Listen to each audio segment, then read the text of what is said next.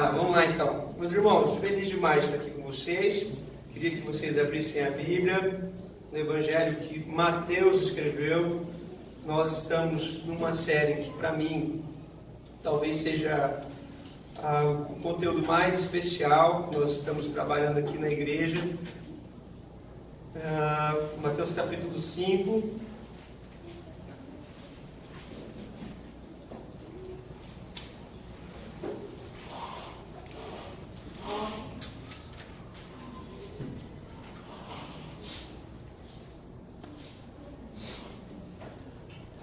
Nós leremos apenas o versículo 3 de Mateus 5:3. Vejo que muitos irmãos não vieram aqui, ou porque estão chegando a primeira vez, ou porque por outros motivos, mas se você não veio aqui, eu queria te convidar a escutar a primeira mensagem dessa nossa série. Por quê? Porque é um fundamento. Todas as pregações serão temas isolados, mas eles fazem parte de uma mensagem de Jesus. Então, lá no Facebook da nossa igreja, lá da DOCA, você vai encontrar a primeira mensagem do versículo 1 e do versículo 2. Então, nós vamos agora ao verso 3, que diz assim: Bem-aventurados os humildes de espírito, porque deles é o reino dos céus. Ou talvez na sua Bíblia, bem-aventurados os pobres em espírito, porque deles é o reino dos céus. Queria orar mais uma vez por você, pedir para que você feche seus olhos, se coloque diante de Deus nesse momento, para que a palavra tenha sentido e encontre os nossos corações. Pai, nós louvamos o Teu nome por essa manhã, a graça do Senhor sendo renovada sobre nós, o privilégio da comunhão, o privilégio do encontro dos irmãos, logo pela manhã, o café da manhã, o estudo bíblico, e agora louvando ao Senhor através das canções, nos alegrando com a vida das crianças, mas nós cremos muito nesse momento especial, que é quando nós abrimos o Teu livro e temos um anseio especial do nosso coração, de que a Tua palavra entrará em nós e nos transformará dia a dia, ao ponto que seremos como Tu, a Tua imagem, a Tua semelhança será restaurada em nós, através da Tua palavra sendo renovada no nosso espírito. Então, nessa manhã, rogamos a Ti mais uma vez, para que a Tua palavra encontre os nossos corações, quebranta a nossa vida e nos redirecione ao propósito do Senhor para nós, em nome de Jesus. Amém. Amém. Meus irmãos, na semana passada, nós falamos do versículo 1 e 2, onde Jesus se assenta e Ele começa a ensinar os seus discípulos. Nós deixamos aqui como fundamento uma ideia de que o que Jesus está ensinando não é outra coisa senão aquilo que Deus sempre comunicou ao seu povo através de Moisés, de Abraão e dos outros homens de Deus que dirigiu o seu povo na história. Então, Jesus não está inaugurando apenas um novo tempo, Jesus não está dizendo palavras desconexas com o que Deus já havia comunicado na história. O que Jesus está fazendo é reencontrando o coração daquilo que Moisés falou e que foi perdido na história por causa da interpretação equivocada que os religiosos fizeram. Então há uma grande distância entre o que Moisés falou, Deus comunicou a Moisés e Moisés entregou, e o que os judeus do tempo de Jesus entendiam. Jesus está apenas trazendo o coração dos discípulos para o coração da lei, fazendo com que os discípulos entendessem novamente o que Deus realmente falou, e não o que eles pensavam que Deus havia dito. Até aqui? Tranquilo? É exatamente isso. Ok. Agora, Jesus, Ele começa a chamar meninos para andar com Ele, discípulos, não apenas 12. Mas Jesus chama esses homens no capítulo 4 de Mateus. Queria muito que você se dedicasse à leitura bíblica, para que as coisas que eu falasse fizessem conexão com as informações que você já recebeu de Deus em casa. E quando Deus chama os seus discípulos, logo no capítulo 4, Ele já inicia aqui em Mateus no capítulo 5 com essa instrução, ou seja, o que eles querem? Eles querem ser ensinados. Todo discípulo sonha com esse dia de ser ensinado. E misteriosamente, lá no capítulo 5 de Mateus, de Lucas, você vai ver que Jesus, nesse momento, ele separa. Havia mais discípulos, pelo menos 70 discípulos. Mas nesse momento é que Jesus retira dos 70, 12, para caminhar um pouquinho mais de perto com ele e para ouvir um pouco mais as palavras diretamente da sua boca. Então nós temos aqui, aos pés de Jesus, pelo menos 12 homens. E nós fizemos essa ligação aqui na semana passada, dizendo que o número 12 não é por acaso. É que Jesus estava também, como queria restaurar o coração da lei, trazendo o número 12 das 12 tribos, como se quisesse dizer assim: as 12 tribos não alcançaram o seu propósito de abençoar a terra. Eles se tornaram pessoas voltadas para si. Nós falamos de Jerusalém, falamos do mapa de Jerusalém. Agora Jesus está dizendo assim: as 12 teoricamente não funcionaram como deveriam, então nós vamos levantar 12 novamente, para que através desses 12 a terra seja abençoada. A terra seja abençoada. É por isso que Jesus diz para esses homens que eles fariam obras muito maiores do que ele. Muito maiores do que ele, porque através desses 12, o mundo seria contaminado com a mensagem de Jesus. O mundo seria contaminado com a mensagem de Jesus. E nós estamos aqui, onde os discípulos já tinham presenciado muitos milagres de Jesus, curas, N tipo de curas, cegos, coxos, todos os doentes, pecadores que caminhavam com Jesus, e os discípulos ainda não tinham ouvido de Jesus uma mensagem didática. Eles já ouviram Jesus pregar no capítulo 4, quando Jesus disse: arrependei-vos, porque vos é chegado o reino dos céus. Mas eles não ouviram ainda um ensino didático.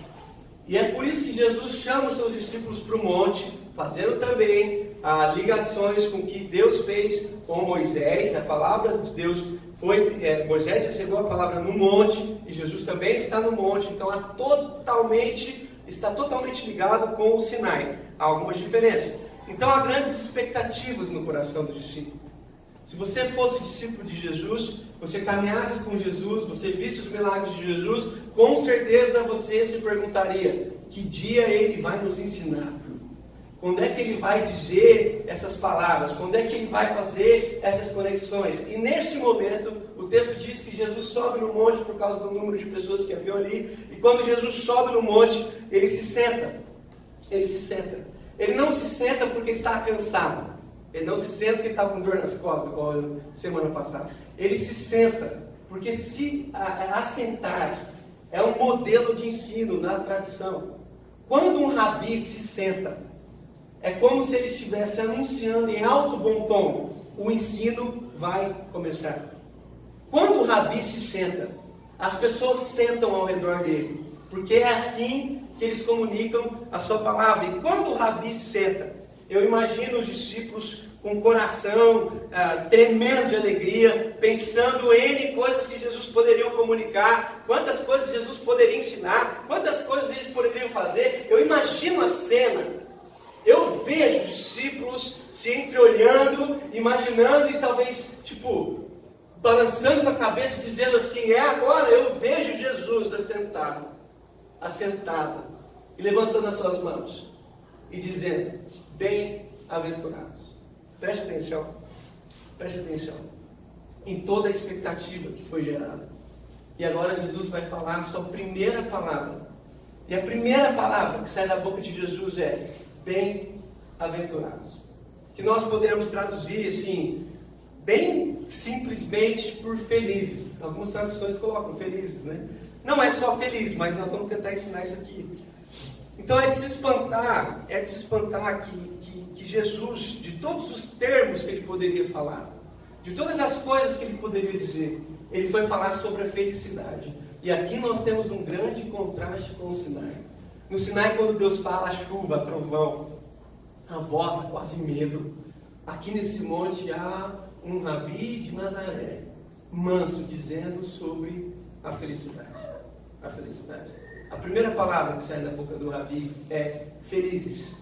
Felizes, bem-aventurados. E eu quero destacar isso com você, porque para mim, faz muito sentido o que Jesus está dizendo, porque quando você passa pelas ruas, você vai perceber que há um anseio no ser humano, em todo ser humano. Em todo ser humano há um anseio, há um desejo, há uma busca por felicidade. Há uma busca. há uma busca. Se você sair na rua e perguntar para as pessoas, você quer ser feliz? Arrisco dizer que a pessoa não te responderá com uma resposta, sim com outra pergunta. Talvez ela te perguntará, como? Talvez ela te perguntará, onde é que tem? Talvez ela te perguntará, quanto custa? Onde é que eu pago? Porque há um anseio no coração humano, há um anseio no coração humano, todos querem essa felicidade, como por exemplo, você vai na comunidade, você vai ouvir na comunidade, eu só quero ser feliz, andar tranquilamente na favela onde eu nasci. Você vai na comunidade, você vai ouvir, eu só quero ser feliz, eu só quero andar tranquilamente na comunidade, na favela onde eu nasci. Se você sair da favela e entrar num bar, você vai escutar, sou feliz e agradeço por tudo que Deus me deu. Bacana! Você sai do bar, não fica muito lá, sai do bar e você entra numa universidade e você vai na roda dos seus amigos e você vai escutá-los dizer, felicidade é o cheiro dessa flor. É saber que eu tenho o seu amor, é viver na sua companhia. Se você sair da universidade e passar por uma casa simples da senhora de um bairro tradicional, você vai escutar, felicidade foi-se embora. E a saudade no meu peito ainda mora. E eu fiquei pesquisando músicas, porque eu gosto de música, eu não sei cantar, o Rafa não deixa também. E eu fiquei pesquisando, e de todas as músicas que eu encontrei, é muitas músicas. A que mais me impressionou, uma música, se eu não me engano, que foi escrita em 58, que se chama Felicidade, alguns irmãos aqui vão lembrar, escrita por Tom Jobim, em parceria com Vinícius de Moraes. Talvez a mais bela delas, que pegou no rap, que pegou no samba, que pegou em todos os ritmos, que quando eles dizem assim, a felicidade é como uma gota de orvalho numa pétala de flor, brilha tranquila, depois de leve oscila e cai como uma lágrima de amor. A felicidade do pobre parece a grande ilusão do carnaval. A gente trabalha o ano inteiro por um momento de sonho, para fazer a fantasia, o rei, ou do pirata, ou da jardineira, para que tudo se acabe na quarta-feira. Felicidade é uma pluma que o vento vai levando pelo ar. Voa tão leve, mas tem a vida breve, precisa que haja vento para se enquadrar. Tristeza não tem fim. Felicidade sim, a minha felicidade está sonhando nos olhos da minha namorada. É como essa noite, passando e passando, em busca da madrugada. Fala embaixo, por favor. Para que ela acorde alegre no outro dia, oferecendo beijos de amor. A felicidade é uma coisa boa e tão delicada também. Tem flores e amores de todas as cores, tem ninhos e passarinhos, de tudo de bom ela tem. É por ela sendo assim tão delicada que eu trato dela sempre com muito bem, amor, tristeza. Não tem fim. Felicidade sim. Eu acho que ninguém resumiu mais esse sentimento como esses dois homens que são geniais. Talvez ninguém consiga trazer a naturalidade da vida com tanta clareza como esses homens. A sensação que todos nós temos é que tristeza não tem fim. E a felicidade sim. A felicidade me parece momentaneamente como um sentimento frágil, que de vez em quando aparece, mas logo se vai. A felicidade me parece que é como apenas gotas, e o que comanda são gotas num oceano de tristeza, que de vez em quando pega uma gota na nossa cabeça e nós saímos desse lugar. Me parece muito bem que mesmo nessa realidade caótica em que nós vivemos, todos estão à procura da felicidade, mesmo concordando que ela tem fim. Salomão concordou teoricamente com isso. Se você abrir sua Bíblia em casa, em Eclesiastes capítulo 2, versículo 1 até o 11, você vai perceber que Salomão procurou felicidade em pelo menos 4 áreas da vida dele, e nós também. Você vai perceber que Salomão procurou na bebida, normal, muitas pessoas fazem isso. Você vai perceber que Salomão procurou na riqueza, quase todos fazem isso. Você vai perceber que Salomão procurou numa aventura amorosa, caso todos fazem isso. E Jesus, e Salomão também, procurou na fama. Então ele vai dizer, lá em Eclesiastes, e no fim, lógico, ele sempre termina com tudo é vaidade. Mas essa busca por felicidade, essa busca natural, humana, guarde bem o que eu vou falar no seu coração. A felicidade é como alguma coisa que está em algum lugar nas mãos de alguém. Vou falar de novo. A felicidade é como alguma coisa que está em algum lugar nas mãos de alguém. Mas nós fazemos perguntas a respeito disso, pelo menos 3. O que? Onde? E quem? Quem? Quem tem isso? Quem pode nos dar? E muitos vão dizer, eu só queria ser feliz. Você vai ouvir essa expressão várias vezes, ou você vai ouvir de alguém falando do outro. Tudo que eu fiz na vida é para que ela fosse feliz. E ela vai dizer, tudo que eu fiz na vida é para que ele fosse feliz. Muitas pessoas vão dizer assim, eu queria pelo menos ser feliz um dia. Um dia, eu queria um dia na minha vida encontrar com a felicidade. Ou talvez você vai perceber que essa felicidade aqui, impressa numa realidade natural, tem muito mais a ver com um desejo. Muitas pessoas vão dizer assim, o dia que eu tiver tal coisa, pode ser alguém, pode ser material, pode ser um filho, pode ser uma mulher, pode ser uma igreja, qualquer coisa. O dia que eu conseguir tal coisa, aí eu vou ser feliz. E no mesmo momento em que consegue, já arruma outra. Então, se eu tivesse isso, eu seria feliz. Aí Deus vai lá e te dá. E você não consegue viver a satisfação daquele negócio. E em pouco tempo, brevemente, você já está colocando a sua felicidade em outro aspecto. É exatamente isso. É exatamente isso. A sensação que nós temos é que essa felicidade sempre está para além de mim. Sempre está para além, sempre está em algum lugar, distante, numa terra distante. Há um negócio chamado felicidade, mas eu nunca chego lá. Eu nunca chego lá. Às vezes eu tenho a impressão de que meu GPS da vida está como o Waze em dias de chuva. Eu nunca chego lá. Eu coloco o destino, eu ouço sobre isso, mas eu não encontro esse lugar. É essa sensação que nós temos. E Jesus vai dizer algo que mexe com as nossas estruturas espirituais a respeito da felicidade. Jesus não vai trabalhar as questões da natureza humana a respeito das felicidades. Jesus vai falar algo aqui, vai trazer um conceito espiritual para uma coisa que é espiritual, que é a felicidade. Então preste atenção. Jesus vai dizer, bem-aventurados são.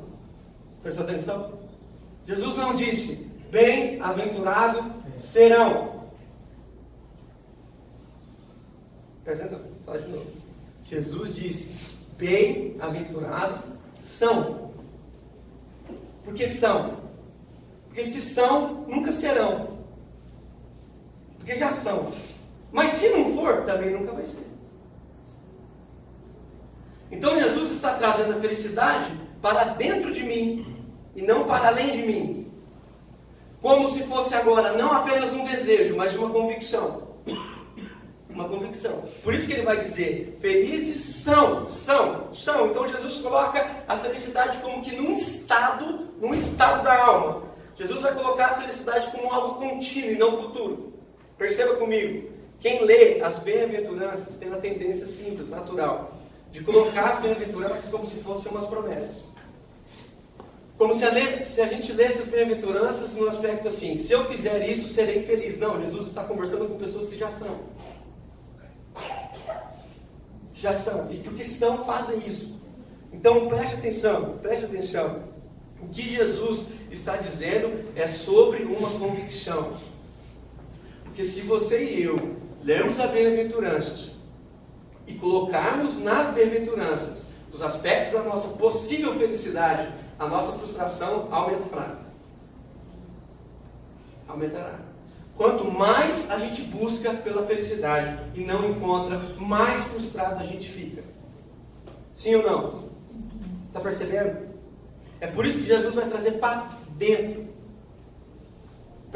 da gente, algo que pode fazer de nós, causar em nós uma percepção diferente da vida, em todos os aspectos que podem ser levantados. É por isso que aqui Jesus está trazendo palavras que traçam, na minha opinião, um caminho diferente.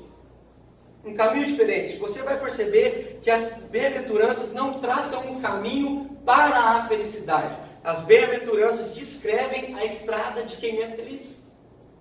Fala de novo. Vou falar de novo. As bem-aventuranças não traçam um caminho para a felicidade.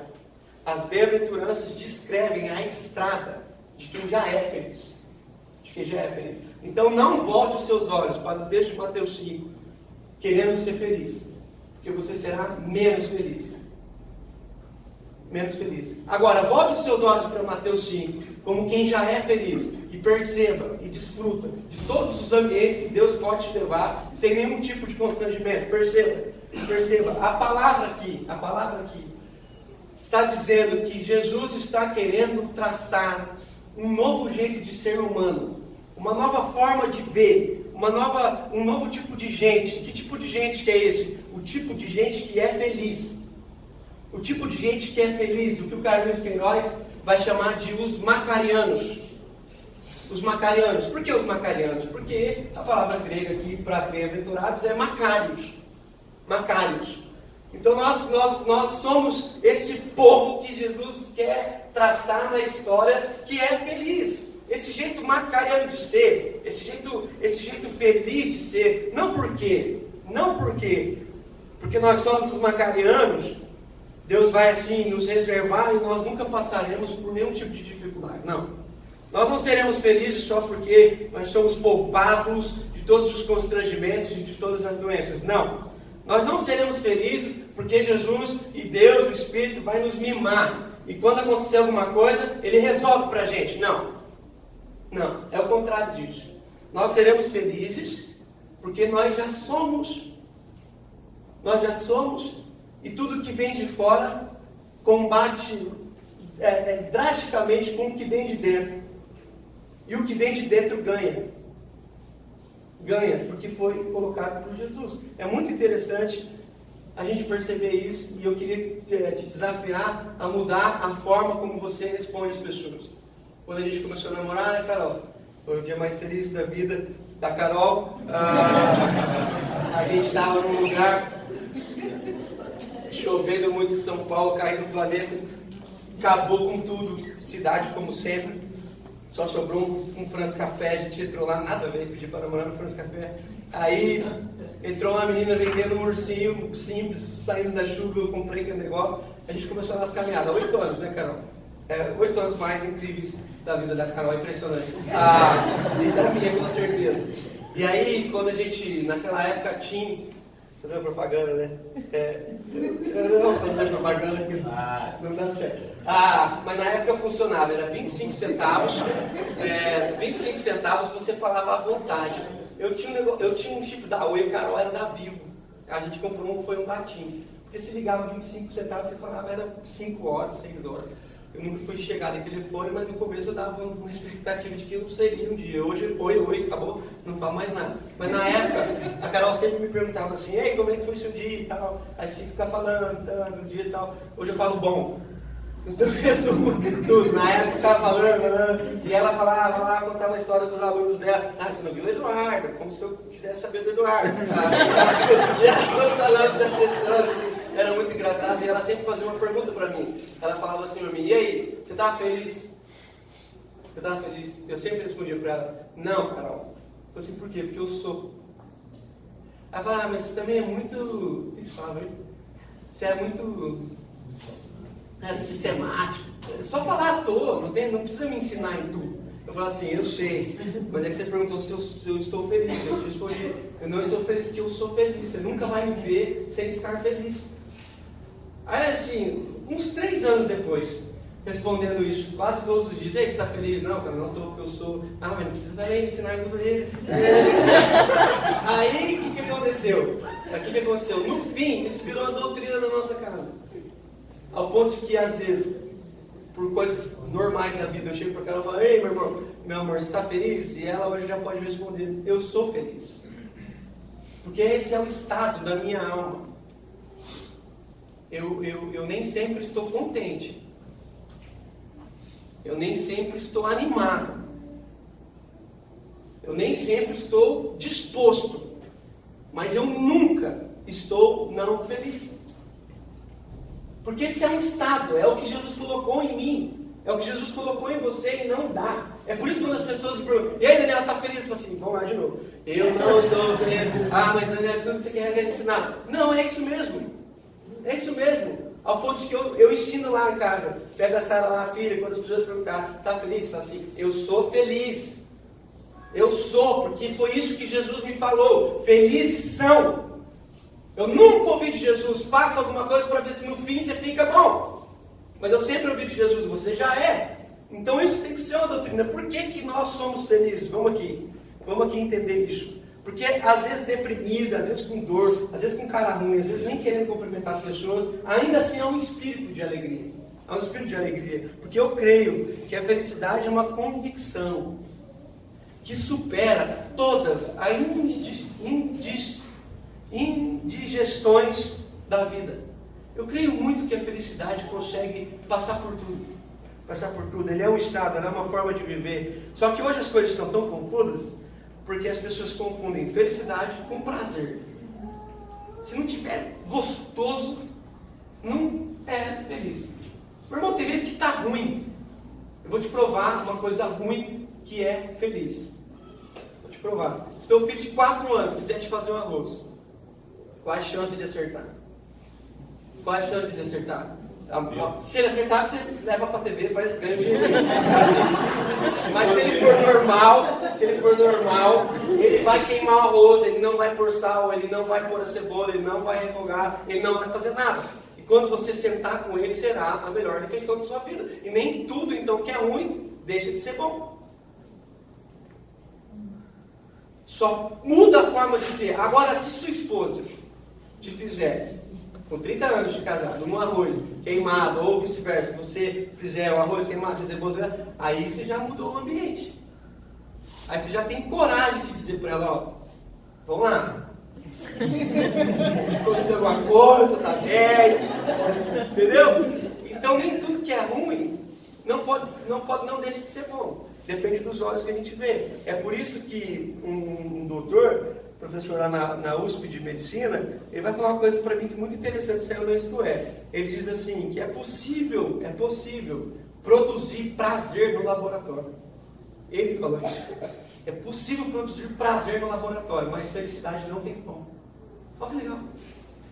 Então, se a gente confunde os prazeres da vida com a felicidade, a gente vai sempre estar esperando alguma coisa boa acontecer para a gente ver se a gente fica feliz. Então a felicidade pode ser vivida em meio aos desprazeres da vida. Entenda o que eu estou dizendo aqui. A felicidade pode ser vivida em meio ao gosto amargo de um momento ruim. A felicidade pode ser vivida no maior desgosto da sua vida, na maior decepção da sua vida, na maior tristeza da sua vida. Ainda assim, o seu coração pode estar feliz. Só se você não confundir. Eu vou te provar isso. Se você quiser abrir, pode, mas eu não vou ler. Atos capítulo 16. Tem um texto que mexeu muito com a minha vida. É quando Paulo e Silas estão na praça, eles libertam uma mulher que fazia adivinhações, e eles chegam lá e tiram o espírito daquela mulher, e por causa disso os donos daquela mulher ganhavam dinheiro com aquilo, ficam muito bravos com eles, vem a guarda, tira a roupa deles, amarram eles na praça pública, pelados, dão nas costas deles uma série de açoites. Você tem que entender o que é um açoite. Um açoite é uma punição feita com uma vara trançada de chumbo e osso. Um açoite romano matava as pessoas. Mas naquele dia o texto bíblico está dizendo que eles levaram vários açoites e foram arrastados para a prisão. Chegando na prisão, o texto vai dizer que eles foram levados para o cárcere interior, ou seja, o pior lugar da prisão. O que é o cárcere interior? É um buraco, sem janela, sem nada, sem comida, sem banheiro, onde você tem que fazer as suas necessidades em cima de você. E não bastasse isso, eles ainda têm os seus pés presos no tronco. E o texto vai dizer que por volta da meia-noite, Paulo e Silas cantavam louvores a Deus. Como? E o texto vai dizer que o carcereiro tentou se matar. E eles gritaram para ele não fazer isso. O carcereiro cuidou deles. O carcereiro converteu ele à casa deles. E o carcereiro plantou uma igreja na cidade de Filipos. E depois de alguns anos, Paulo vai escrever uma carta para essa igreja, conhecida como a carta de Paulo aos Filipenses, que você lê aí, que é conhecida como a carta do quê? Felicidade. Da alegria, da felicidade. E Paulo, por 16 vezes naquela carta, fala a respeito da alegria, onde ele diz, alegrai-vos sobremaneira no Senhor. Outra vez digo, alegrai-vos. Paulo vai dizer nessa carta uma coisa que tem que mexer com as nossas estruturas. Paulo diz assim, eu aprendi a viver contente em todas as circunstâncias. E olha as descrições. Tanto ser honrado como humilhado. A maioria das pessoas se perdem quando são honradas e quando são humilhadas. Tanto sei que o que é passar fome do que é sentar numa mesa farta. Paulo vai dizer, eu já vivi na abundância, mas eu sei o que é escassez. E no versículo próximo ele diz assim, tudo posso naquele que me fortalece. Essa parte a gente acha legal. Essa eu boto no meu carro. Tudo posso. Pode o quê, irmão? Você pode tudo. Você pode tudo. Você pode passar por qualquer doença na sua vida sem se constranger. Você pode passar pelas piores angústias da sua vida sem se constranger. Você pode perder as pessoas que você mais ama e sair do luto. Você pode. Porque Paulo está dizendo, nós podemos todas as coisas. E Paulo vai falar sobre a alegria. Anos depois, sabe onde Paulo está? Preso em Roma. E dali decapitado. Como alguém que está preso em Roma por fazer o bem, que vai ser decapitado, escreve uma carta para alguém falando sobre alegria, me responde como? Tem jeito? Tem jeito sim ou não? Tem jeito. Para quem não é, infelizmente, não tem jeito. Para quem considera não ser, não tem jeito. E é muito importante a gente entender isso aqui nesse texto, porque Paulo também vai dizer em Romanos capítulo 8, versículo 17, que o Espírito de Deus testifica com o nosso Espírito que nós somos o quê? Que nós somos o quê? Filhos de Deus. Vou falar uma coisa, você tem coisa melhor do que ser filho de Deus, sim ou não? Então por que você não se alegra? Nós precisamos de mais alguma coisa do que essa firme convicção que o Espírito de Deus faz conexão com o meu Espírito e Ele me diz que eu sou filho dele. Eu preciso mais do quê? Eu preciso mais do quê? Eu preciso mais de que tipo de conquista? E aí nós vamos entender outra coisa muito importante, que Deus, o nosso Deus, que é o Deus de tudo e de todos, não é uma divindade distante de mim. Ele é meu Pai. E se Ele é meu Pai, o que mais preciso na minha vida? O que está me faltando, como o Salmo 23 propõe? O Senhor é meu pastor e nada me faltará. E você lê esse texto pensando em tudo que está te faltando. E o texto está dizendo, não vai te faltar nada. Não vai te faltar nenhum tipo de aflição. Não vai te faltar nenhum tipo de doença. Não vai te faltar nenhum tipo de desgosto. Não vai te faltar nenhum tipo de falta de dinheiro. Amém? Amém. Amém. Graças a Deus. Mas o Senhor é o meu pastor. A minha vida não está baseada nas minhas faltas, e sim na firme convicção que tenho de que Ele é meu pastor. E se Ele é meu pastor, eu estou pronto para tudo. Eu sei andar nos vales verdejantes, mas sei ir onde tem vale de sombra da morte. Eu sei comer grama fresca, mas sei passar no capim seco. Porque para mim não muda se é o capim mais verde ou se é a grama mais seca. O que muda a minha vida, a convicção que está firmada no meu coração, não são as circunstâncias em que estão à minha volta, sim o fato único de que o Senhor é o meu pastor. Isso traz no meu coração, pelo menos no meu, grande alegria. Por isso tristeza não tem fim, felicidade sim, na vida de quem ainda não se encontrou com Jesus de Nazaré. Quem se encontrou com Jesus de Nazaré tem uma alegria no seu coração que inunda todo o ser e que não acaba nunca, que tem data de começo, mas não tem validade, é eterna, sai de nós.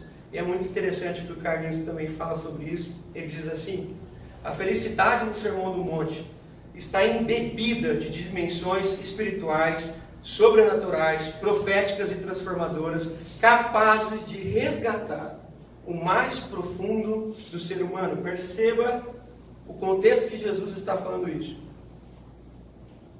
Jesus está no meio do caos.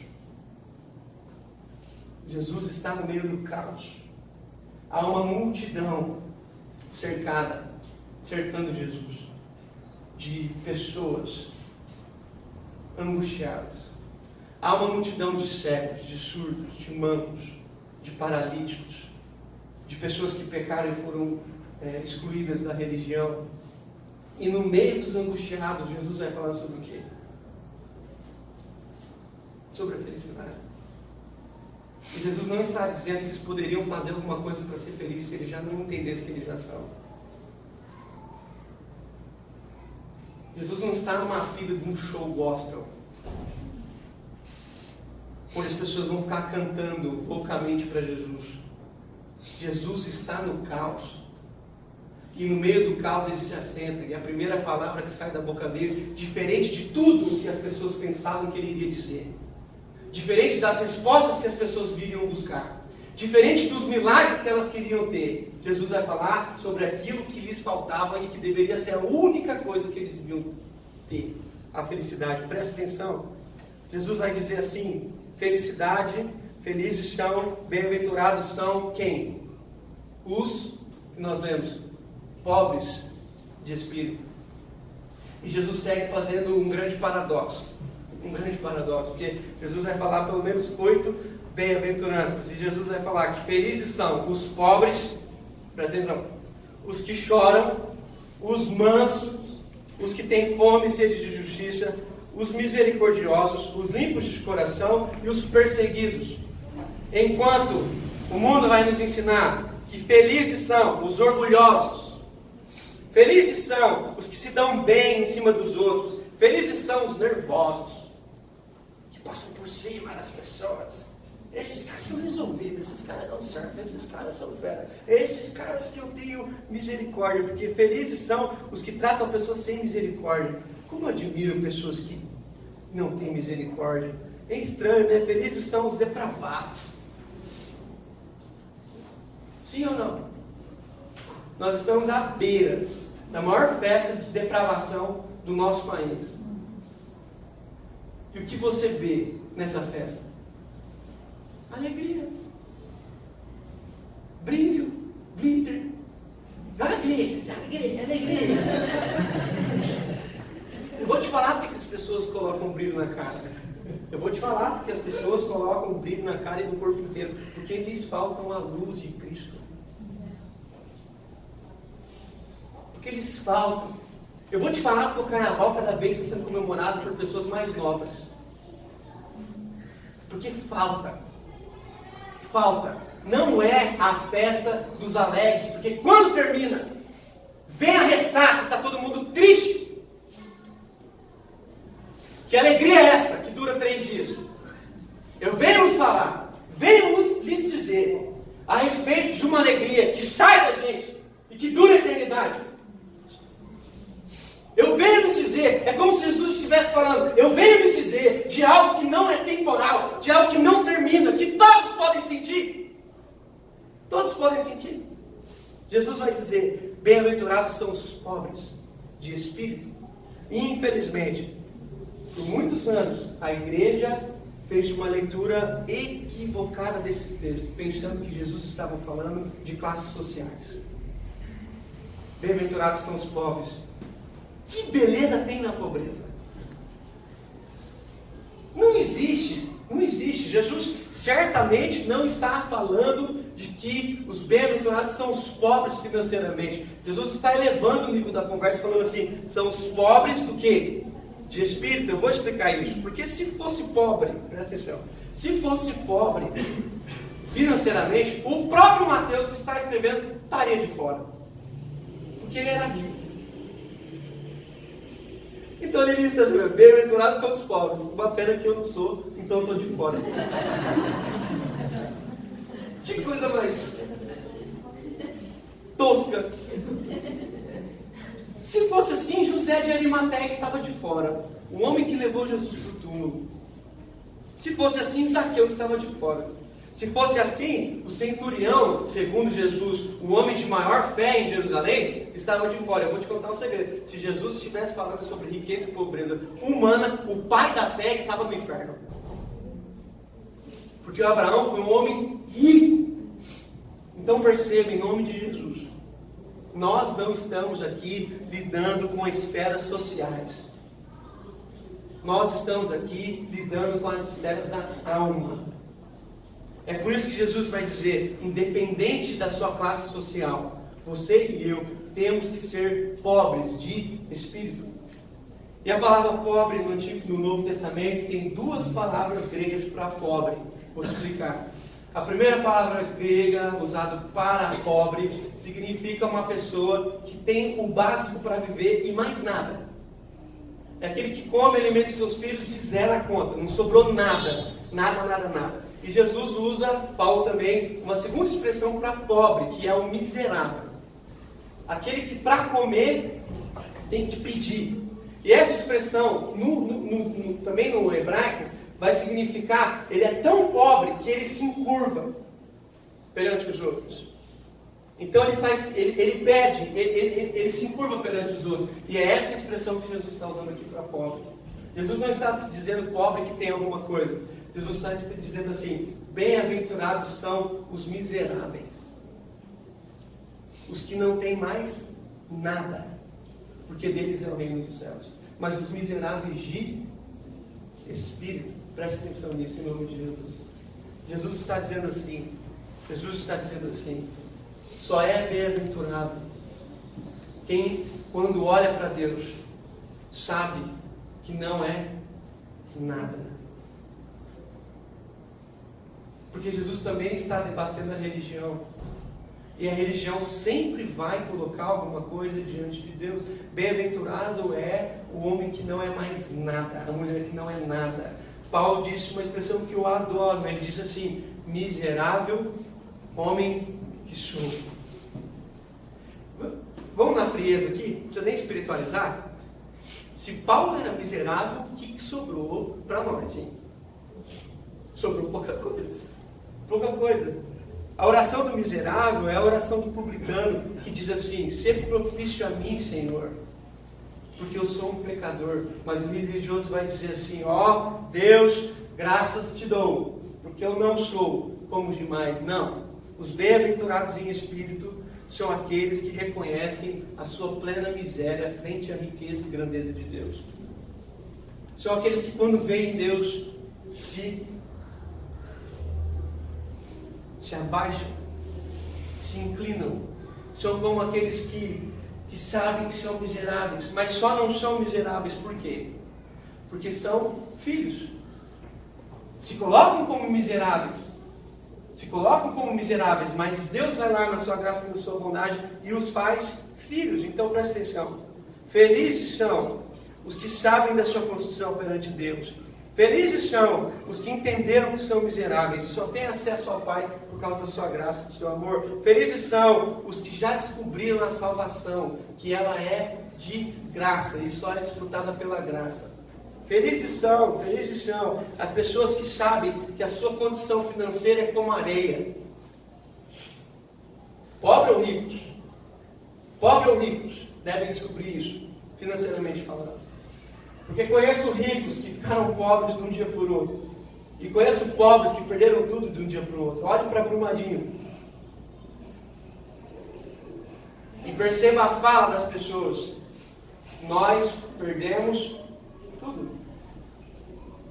Nós perdemos tudo. Felizes são os homens e as mulheres que nunca colocam a sua fé nas coisas que construíram, porque tudo é como areia, passa. E aqueles que colocam valor, seja no que tem, no Fusquinha ou na Ferrari, perceberá que passa. Por isso Jesus, quando vai conversar com o rico, Jesus vai dizer assim: você está sendo louco. Por que louco? Porque essa noite você morre. E o que você guardou? Para quem vai ficar?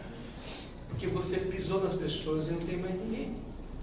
Mas aqui, Jesus não está falando sobre o nosso capital, nosso poder de giro, nosso poder de influência por causa da nossa vida. Jesus está dizendo além.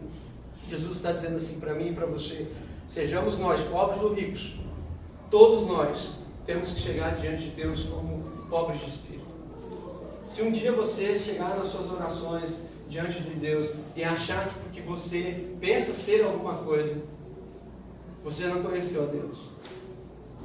Se um dia você achar que Deus está te devendo alguma coisa, você não conheceu a Deus.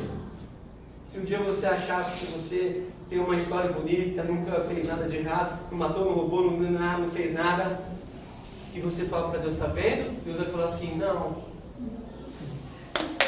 Porque quem se apresenta diante de Deus querendo mostrar alguma coisa não conheceu a Deus. Muitos virão e falarão para Jesus: em teu nome fizemos o quê? Isso, aquilo. Eu não conheço vocês. Então a vida na espiritualidade não está nas coisas que eu faço, assim, na minha condição primária. Miserável. Miserável. E Jesus vai dizer que nós, se nos considerarmos uns miseráveis, somos felizes. Amém? Então perceba isso. Eu vou te falar uma coisa muito séria, que você some no seu coração. Talvez, você não esteja desfrutando de uma felicidade porque você ainda está colocando a sua felicidade em alguém ou alguma coisa. Talvez o seu coração não esteja feliz porque está alguma coisa acontecendo que tira tudo que você... Sabe quando aquelas pessoas falam assim: o meu chão caiu? Para nós não cai. A gente dá até impressão. Mas quando a gente olha, a gente está lá. Então preste atenção. Nós precisamos entender, em nome de Jesus, que tudo o que nós vivemos na fé está baseado na graça. Quando Jesus vai contar a história dos dois filhos, estou acabando aqui, é interessante, porque o filho é filho, mas o filho que volta, ele volta com uma mentalidade. Está lá em Lucas capítulo 15. Ele volta querendo dizer assim para o pai: pai, pequei contra os céus e contra ti, já não sou digno de ser chamado teu filho, trata-me como um dos teus empregados. E o texto vai dizer que ele estava numa situação tão vulnerável que ele desejava comer a comida que os porcos comiam. Você sabe que para o judeu o porco é um animal imundo.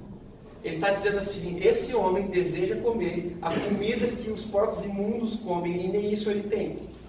Essa é a nossa condição. E ele volta para o pai, porque ele fala assim: pai, pequei contra o Senhor, mas eu quero ser o quê? Empregado. Agora olha o que o pai faz por ele. O pai fala assim: traga depressa a melhor roupa, coloque o anel nos seus dedos, uma sandália nos seus pés, e prepare uma grande festa, porque esse meu filho estava perdido, miserável, e foi achado. Estava morto, miserável, e reviveu. Prestou atenção? Mas agora, o filho que está em casa, achando que é alguma coisa, porque faz direito, termina na festa fora dela. Então, guarde isso no seu coração em nome de Jesus. A nossa vida não é do filho mais velho. A nossa sensação, o filho mais velho é o fim da nossa vida. Para alguns, que começam bem e terminam religiosos. Mas na maioria, nós somos o filho mais novo, miserável, que quer comer comida de porco. E Deus vai lá e fala assim: não, porque você é meu filho. Então, tudo isso Jesus está dizendo para preparar o ambiente das outras 7 verdades que ele iria dizer. Porque presta atenção. Se Jesus vai falar que bem-aventurados são os que choram, os que têm sede de justiça, os que são perseguidos, não faz sentido. Agora, se todas as pessoas logo de primeira perceberem que não são nada, agora sim as outras coisas fazem sentido. Então Jesus está colocando, na minha opinião, um alicerce das bem-aventuranças, que é: nós somos miseráveis, mas fomos achados pela graça de Deus. Fomos achados pela graça de Deus, não há em nós nada de bom. Por isso que eu concordo brutalmente com Calvino quando ele diz a respeito da sua depravação total. Concordo brutalmente que o ser humano é depravado. Ou me explique como os homens que querem lucro, não sei se você sabe, às 7h30 da noite ontem tocou mais uma sirene, e 170 pessoas de uma cidadezinha chamada Nova Lima estão sem casa agora. E fala para mim, o que você acha que estava fazendo os donos daquela empresa às 7h30 da noite? Se o ser humano não for depravado, aí eles vão lá e falam assim: faz uma multa. Quanto? 10 milhões. 10 milhões, irmão. 10 milhões. Não pega nem um cabelo daquilo ali. Ao ponto de ter muitas pessoas querendo dizer seriamente que, na opinião de muitos, aquilo ali foi sim não foi um desastre natural, aconteceu. Aquilo ali foi premeditado. Mata 400 ali, pobre, que é mais barato do que ter que cuidar dessa lama toda. Aí você pensa assim: o ser humano não faria isso. Eu falo: não faria. Você acha que o ser humano não faria isso? Então o que fez antes disso? Eu não sei se você sabe, mas Mariana até hoje não recebeu R$1. Então, se o ser humano não foi depravado, quem que é? Então eu quero crer que dentro do meu coração eu sou um depravado, mas um depravado salvo pela graça de Cristo. E que quando eu vou falar com Jesus, eu me inclino, porque perante Ele não sou nada, mas por causa dele me tornei filho. Amém? Amém. Então eu queria orar por você que está assim, não está conseguindo ver felicidade na sua vida, está um pouco complicado para você, seu filho está doente, sua mãe está doente, a sua empresa está com dificuldades, como se a sensação que você tem é que tudo está acontecendo só com você. Meu irmão, eu também sei o que é isso. A gente não está blindado das dificuldades, nós também temos crise. Então eu queria orar por você, para que você e eu saiamos daqui nessa manhã revigorados pelo Espírito de Deus, completos pela graça. Que você nunca mais pense que você não é feliz, porque a felicidade que é Cristo entrou em você. E o Espírito de Deus testifica com o Espírito do seu Espírito que você é filho, em nome de Jesus. Feche seus olhos, vamos orar. Vamos orar. Pai, em nome de Jesus, nessa manhã nós agradecemos, louvamos o Senhor, porque literalmente tudo o que temos, tudo o que somos, todas as coisas, são graça do Senhor sobre nós. É a tua graça renovada, é a tua misericórdia. É a tua misericórdia que se renova quando a gente dorme. É a tua graça que se renova sobre nós. Nós todos somos miseráveis. E essa é a condição que nós queremos entender sobre nós mesmos. Ninguém aqui quer sair desse lugar pensando alguma coisa acerca de si, senão essa verdade absoluta, que nós somos assim, miseráveis, e que tudo que vem do Senhor é graça do Senhor, e que por causa do Senhor nós temos o Teu Espírito, e o Teu Espírito tem testificado a alegria do nosso coração, e nós estamos então prontos para viver todos os desafios dessa semana, em nome de Jesus. Nós estamos prontos para participar das reuniões mais difíceis. Nós estamos prontos para qualquer diagnóstico que venhamos a receber. Nós estamos prontos porque o Teu Espírito está em nós. E a alegria do Senhor é a nossa força, em nome de Jesus. Nós não queremos viver como o Senhor colocou lá no Salmo 1, como os ímpios, que são como palha que o vento dispersa. Vão para um lado e para o outro, perdidos. Não. Nós queremos ser bem-aventurados do Senhor, fundamentados na Tua palavra, que é a verdade, em nome de Jesus. Então alimenta os corações daqueles nossos irmãos que vieram aqui nessa manhã e que estão angustiados, em nome de Jesus. Nós sabemos disso. Ser feliz não significa não se angustiar, não significa não sofrer, não significa não padecer.